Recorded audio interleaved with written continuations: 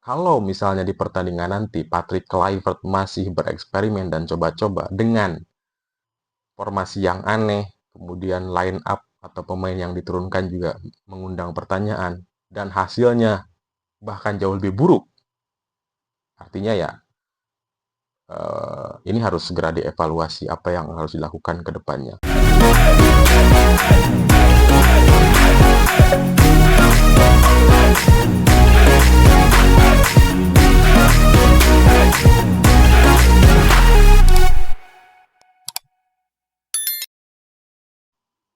Hari ini adalah hari Kamis 9 Oktober, di mana para pendukung timnas Indonesia masih merasakan yang namanya kekecewaan setelah dini hari tadi banyak yang bela-belain begadang, tapi ternyata akhirnya timnas Indonesia harus mengakui keunggulan Arab Saudi dan kita menelan kekalahan 3-2.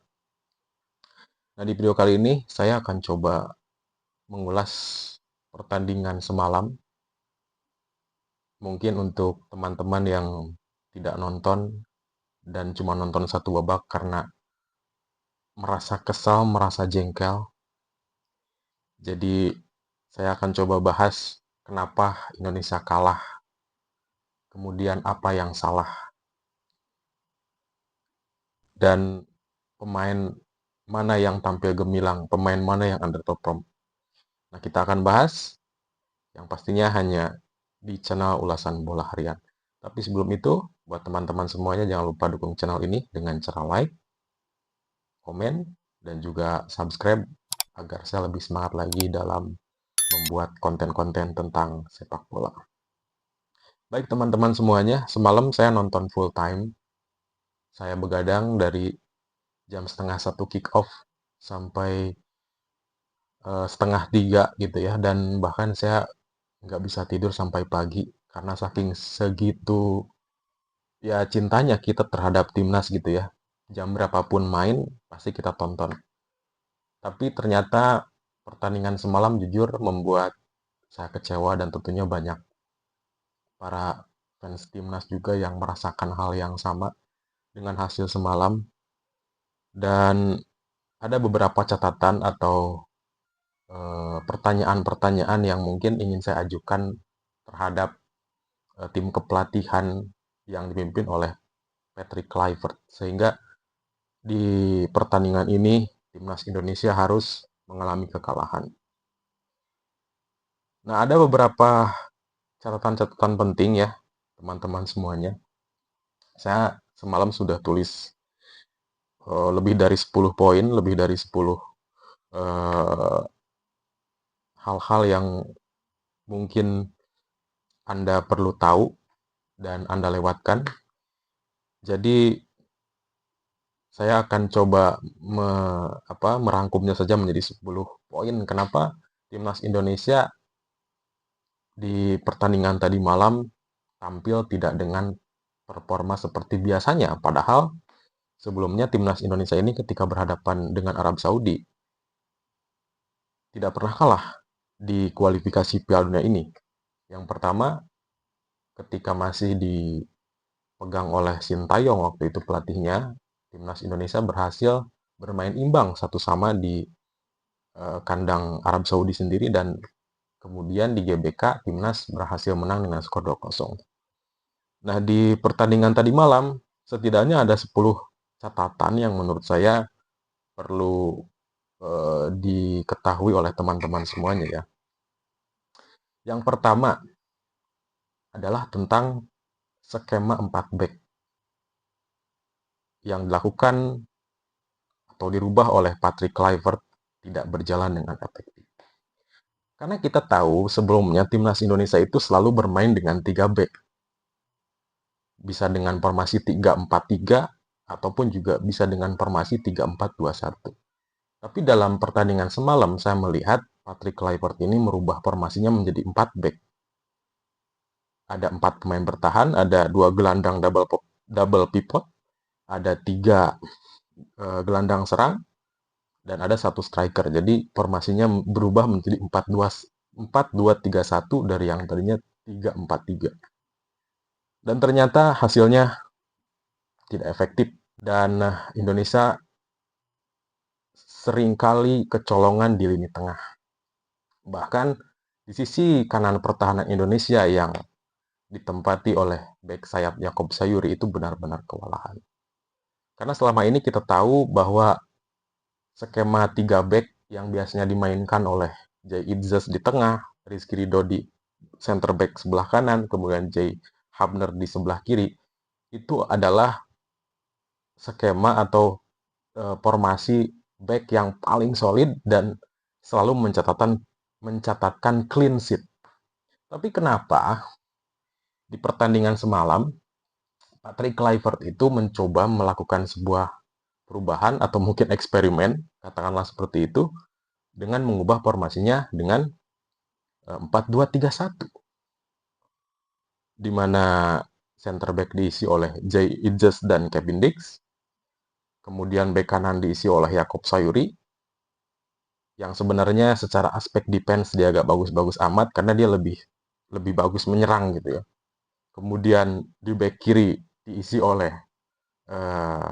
Dean James. Kemudian di double pivot ada McClough dan Joy Pelupesi. Ricky Kamboya dipasang sebagai nomor 10. Di sayap kanan atau winger ada Eliano Renders. Bukan, Miliano Jonathans. Di sayap kiri terus dipasang Beckham Putra. Dan striker atau sebagai false nine itu ditempati oleh Ragnar Oratmangun. Dan hasilnya ya tentu tidak efektif dan permainannya benar-benar ya secara permainan sangat-sangat tidak perform seperti biasanya gitu ya. Nah, kemudian catatan yang kedua, teman-teman semuanya, keputusan Patrick Kluivert mengkombinasikan ataupun menduetkan McClough dengan Pelupesi ini ternyata tidak membuat lini pertahanan Indonesia kuat. Malah justru timnas Indonesia sering bocor dan kecolongan di lini tengah. Bahkan kita melihat gol Arab Saudi, gol penyeimbang yang pertama itu datang dari area tengah. Jadi pada saat waktu itu dari situasi lemparan ke dalam, terus McClough gagal mengantisipasi bola lambung yang akhirnya diambil oleh Arab Saudi yang melakukan tendangan di luar kotak penalti yang tidak mampu ditepis oleh Martin Paes. Artinya apa? Sia-sia ya ketika Patrick Kluivert memilih untuk menduetkan antara Joy Pelupesi dan juga McClough ini, di mana kita melihat McClough ini benar-benar penampilannya tidak cukup baik dan underperform.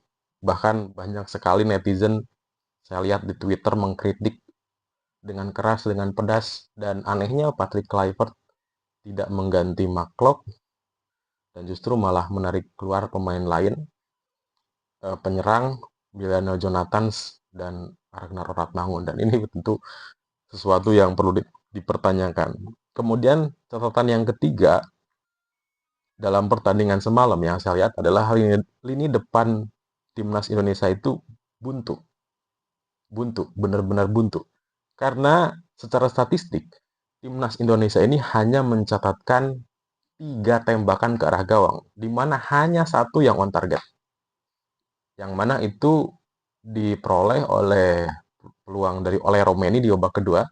Dia dapat umpan dari si Eliano Renders dan itu on target. Dan 2 gol dari timnas Indonesia itu ya hanya didapat dari penalti gitu. Bayangkan. Artinya memang ketika Patrick Kluivert memasangkan trio Miliano Jonathans di kanan, terus Beckham Putra di kiri, dan Ragnar Oratmangun di tengah, itu tidak jalan sama sekali di babak kedua. Mereka benar-benar buntu. Miliano Jonathan sendirian, memang secara skill dia tuh bagus ya.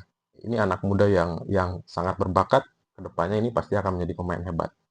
Tapi secara decision making kadang-kadang dia terlalu lama mendelay bola. Kemudian Beckham Putra juga selalu kalah duel. Ketika sudah ada di menjelang sepertiga akhir lapangan, dia selalu kalah duel. Orat Mangun juga kesusahan karena dia harus selalu duel dengan back Arab yang secara fisik lebih tinggi, lebih besar badannya, lebih kuat. Susah. Ketika dapat bola langsung dihalau, langsung dihalang-halangi gitu ya. Nah, itulah yang kemudian membuat lini lini depan timnas Indonesia semalam di babak pertama itu benar-benar buntu. Gak ada mencatatkan peluang sama sekali dari skema open play gitu ya. Dan gol yang didapat pun itu dari skema set piece, tendangan bebas, di mana ada pemain Arab Saudi yang handball dan akhirnya penalti. Kemudian catatan yang keempat, Arab Saudi itu nggak main bagus-bagus banget. Biasa-biasa aja. Bahkan mereka itu cenderung drama queen gitu ya. Mengulur-ngulur waktu, diving, jatuh-jatuhan gitu yang pura-pura batuk dan lain sebagainya. Andai saja kita bisa bermain lebih bagus, lebih solid, lebih kompak, lebih kolektif, mungkin ya kita akan memenangkan pertandingan gitu. Bahkan mungkin bisa bisa juga menyamakan kedudukan. Tapi karena secara permainan ya kita kelihatan bingung ya. Ini sistem yang di, digunakan oleh Patrick Kluivert di pertandingan ini sepertinya seperti apa. Memang secara saya lihat menyerang gitu. Formasi 4-2-3-1 itu adalah formasi menyerang yang bisa juga kita sebut 4-3-3. Tapi serangan yang dibangun itu kenapa selalu eh, memaksakan melalui jalur tengah? Kenapa nggak lewat sayap? Ya kan? Kenapa selalu memaksakan lewat tengah, mencoba untuk terupas, tapi selalu mudah dipatahkan oleh gelandang-gelandang dan juga bek Arab Saudi yang sigap. Nah, itulah yang kemudian menjadi pertanyaan. Kemudian catatan yang kelima, wasitnya anomali. Meskipun kita mendapat 2 penalti ya, dan secara VAR setelah dicek memang ya betul. Yang pertama handball, Indonesia dapat penalti, yang kedua juga handball. Tapi ada momen-momen di mana kadang-kadang harusnya pelanggaran, ada benturan keras, tapi wasit tidak meniup fluid. Bahkan saat saat di babak kedua saya ingat itu, ketika oleh Romeni dijatuhkan, itu wasit telat niup peluit gitu. Oleh Romeni udah jatuh, udah berguling-guling, baru beberapa detik kemudian dia meniup peluit. Kurang tegas gitu.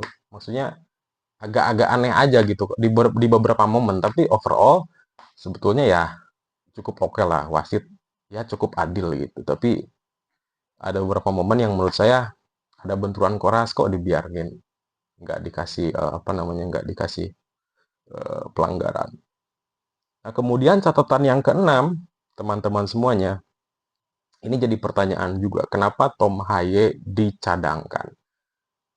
Padahal untuk melawan tim sekelas timnas Arab Saudi yang melakukan pressing yang sangat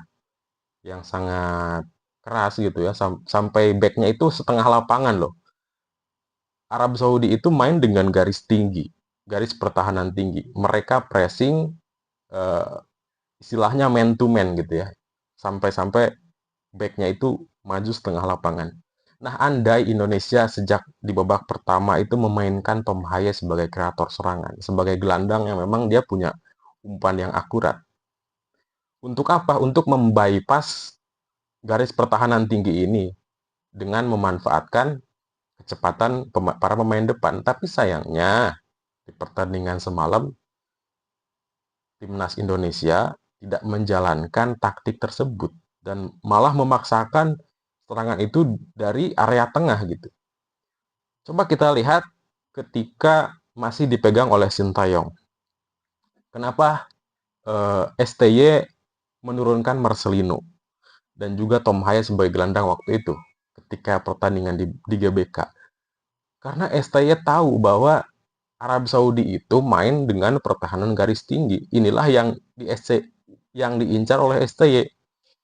Jadi dia memanfaatkan kemampuan Tom Haye yang punya umpan lambung yang bagus untuk mengincar bagian belakang garis pertahanan tinggi ini dan memanfaatkan kecepatan Marcelino dan kreativitas Marcelino yang lari dari uh, garis belakang atau run in behind, itu istilah dalam sepak bolanya, sehingga efektif, secara serangan efektif dan cukup merepotkan kan. Terbukti akhirnya Marcelino mencetak 2 gol waktu itu. Nah, kenapa hal-hal seperti ini, taktik-taktik seperti ini tidak dilihat secara jeli oleh tim kepelatihan Patrick Kluivert?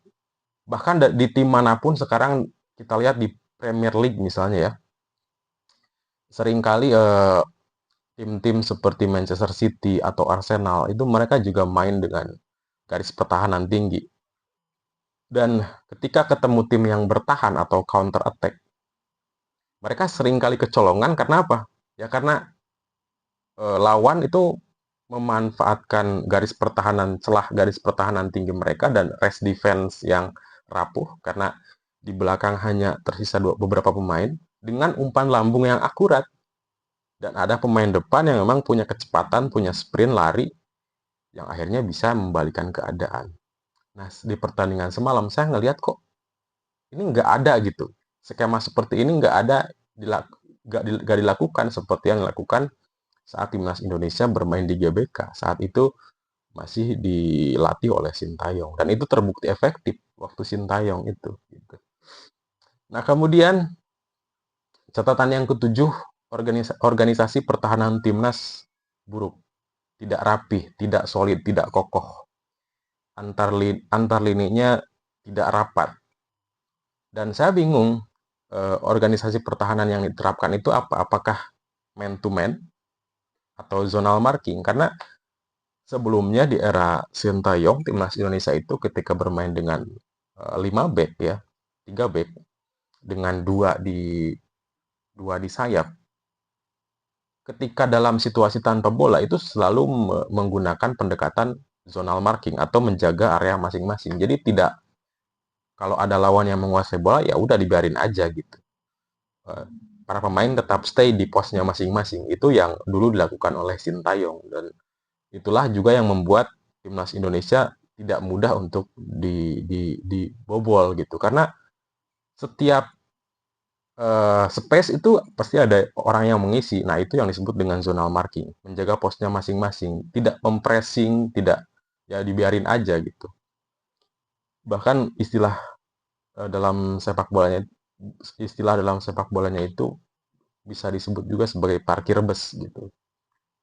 Tapi ya semalam saya melihat kayak timnas Indonesia organisasi pertahanannya itu kayak kocar-kacir gitu, nggak jelas apakah ini eh, yang diterapkan oleh tim kepelatihan itu man to man atau zonal marking, sehingga ya akhirnya banyak peluang yang bisa dihasilkan oleh lawan, lini tengahnya kewalahan, apalagi di sisi kanan Yakob juga selalu ditembus, dan akhirnya yang menderita kekalahan gitu ya teman-teman semuanya. Kemudian catatan yang ke-8, timnas Indonesia maksa nyerang lewat tengah. Ini tadi sudah kita bahas ya. Andaikan timnas ini bisa menerapkan taktik yang sama seperti pada saat tanding di GBK dengan mempertahankan garis tinggi Arab Saudi, mungkin hasilnya akan berbeda gitu ya. Tapi ya tiap pelatih kan beda ya, pasti punya sistem permainan atau filosofi yang berbeda gitu. Kemudian catatan yang ke-9, formasi dan sistem permainan harus dievaluasi. Nah, ini yang tentunya harus menjadi catatan. Apakah formasi 4 back ini akan terus dilakukan, akan terus diterapkan oleh tim kepelatihan saat ini? Dan sistem permainannya apakah akan terus menyerang gitu kan? Ketemu tim manapun akan terus nyerang, mau timnya kuat, mau timnya lemah, atau seperti apa gitu. Karena harus ada sistem yang jelas, harus ada formasi yang pakem, yang kuat, yang solid, yang kompak, sehingga ini tidak menimbulkan situasi kita ini kayak berjudi gitu ya. Karena pertandingan semalam itu kayak semacam coba-coba eksperimen gitu. Dari formasi, dari starter, dari pemain yang diturunkan itu kayak kayak apa ya? Kayak coba-coba gitu. Kayak nggak serius gitu. Nah, ini perlu dievaluasi ya. Apakah timnas Indonesia harus kembali menggunakan formasi 3 back atau merubahnya dengan 4 back? Kalau merubahnya dengan 4 back misalnya, pemain mana saja yang pantas untuk mengisi posisi-posisi itu? Misalnya Indonesia nanti akan berubah misalnya formasinya jadi 4-2-3-1 atau 4-3-3 atau 4-1-1 misalnya. Ya bisa-bisa saja asalkan para pemain yang mengisi posisi-posisi itu memang sesuai dan punya kemampuan di posisinya masing-masing, jangan sampai asal-asalan. Ini yang harus dievaluasi. Nah, catatan yang ke-10 ya, teman-teman semuanya. Timnas Indonesia masih ada peluang meski kecil. Karena di hari Minggu nanti ya, kalau nggak salah tanggal 12, Timnas Indonesia juga akan kembali bertanding melawan Irak. Satu tim yang tidak kalah kuat, bahkan mungkin jauh lebih kuat secara permainan dari Arab Saudi. Saya lupa dan kurang tahu secara peringkat mana yang lebih tinggi ya antara Arab Saudi atau Irak. Tapi mungkin secara permainan saya melihat Irak jauh lebih kuat, jauh lebih cerdas dari Arab Saudi karena dalam beberapa pertemuan terakhir ketika masih dilatih Sintayong pun kita selalu mengalami kekalahan. Pertama di kualifikasi Piala Dunia Indonesia dibantai 5-1. Kemudian di kualifikasi Piala Asia dibantai juga 3-1. Nah, kalau misalnya di pertandingan nanti Patrick Kluivert masih bereksperimen dan coba-coba dengan formasi yang aneh, kemudian line up atau pemain yang diturunkan juga mengundang pertanyaan, dan hasilnya bahkan jauh lebih buruk, artinya ya ini harus segera dievaluasi apa yang harus dilakukan ke depannya. Karena para fans tentunya sudah berekspektasi tinggi dengan dengan pergantian pelatih di tengah-tengah progres ini tentu juga menjadi pertanyaan. Kita nggak peduli ya sebagai fan timnas siapa yang harus melatih, siapa pelatihnya. Karena yang kita ingin timnas itu bermain jauh lebih baik, semakin progresnya semakin naik, semakin maju, bukan justru malah menurun gitu ya. Masih ada kesempatan buat timnas Indonesia jika seandainya uh, kita bisa setidaknya finish di posisi kedua, kita masih akan ada peluang dan bisa lanjut ke babak playoff selanjutnya. Tapi jika kita seandainya ada di urutan terakhir di posisi ketiga, maka peluang timnas Indonesia berakhir sudah di kualifikasi Piala Dunia. Jadi itu saja teman-teman semuanya. Ya bagaimanapun pertandingan semalam kita harus mengapresiasi para pemain yang sudah berjuang karena ini bukan salah pemain menurut saya. Bukan salah pemain. Para pemain sudah berjuang keras karena bagaimanapun ya mereka hanya memainkan visi ataupun taktik yang diarahkan oleh pelatih gitu ya. Kita nggak perlu bully pemain. Kalaupun memang ada yang underperform, ya mungkin ya memang seperti itu ya dalam sepak bola dan seharusnya diganti. Tapi kita jangan sampailah terlalu membuli terlalu keras karena bagaimanapun ada andil pelatih di situ. Kita tetap dukung apapun yang terjadi nanti. Ya tentu eh, kalau misalnya mendapat catatan hasil yang buruk, tim kepelatihan ini menurut saya sangat wajib dievaluasi. Terima kasih, salam sepak bola, dan sampai jumpa lagi di video-video berikutnya.